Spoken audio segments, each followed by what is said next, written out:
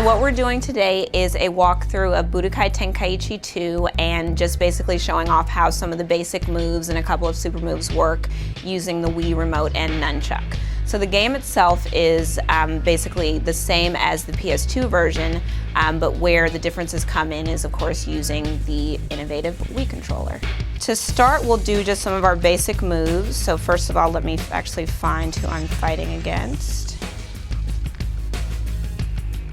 So just dashing around you do by moving. If you have a character you're dashing towards, you can wave the nunchuck in a downward motion without even pushing any of the buttons. To fly up or down, you use the nunchuck and go up and pushing the C button, or nunchuck down. But let's go ahead and find my opponent. So for your key attack, you use the B trigger on your right hand, the Nintendo remote. To give yourself a little more powerful key attack, you just hold down the B. Something that's also important is you'll notice that there's this yellow kind of cursor on the screen, and I found that that's probably one of the steepest learning curves with the Wii, is that as a gamer you're probably used to kind of moving your hands around, but in this instance having the cursor on the screen actually changes gameplay, because if I wanted to block, for example, I would just take the cursor up and out, and that puts him into a blocking position. And you'll notice that the HUD in the bottom right changes to show that you're actually in a block position. And when you're on screen, you get a green versus the blue when you're off screen. So again, I'm just going to dash towards him using my nunchuck and waving down. And then I'll back up and actually show you a super dash. If you wanted to get to your opponent more quickly, you would just do the Z button with the dash, and you see that that speeds you across the screen. So your short range melee attacks, just the A button. And if you wanted to do a more powerful one, you just, as with the key attack, when you hold down the B button, you just hold that down.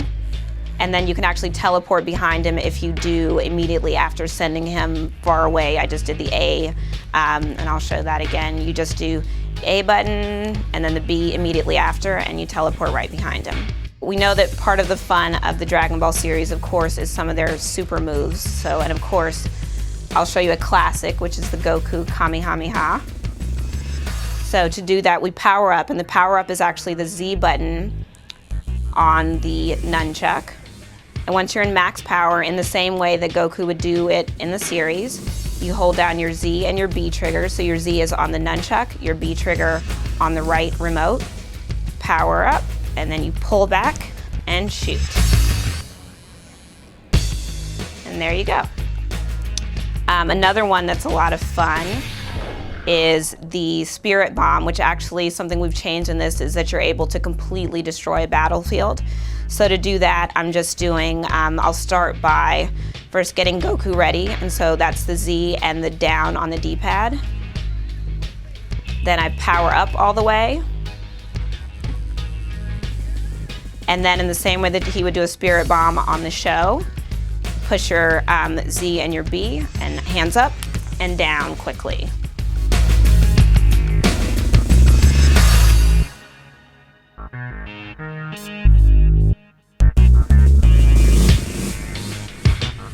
So that was a demonstration of how you can use the Wii remote and nunchuck to play Dragon Ball Z Budokai Tenkaichi 2. We're very excited about this game. We think it's definitely one of the coolest Dragon Ball games to date. So it will be available on PlayStation 2 November 7th, and will be shipping in launch window for the Wii the week of November 20th. So definitely check it out and be on the lookout for it.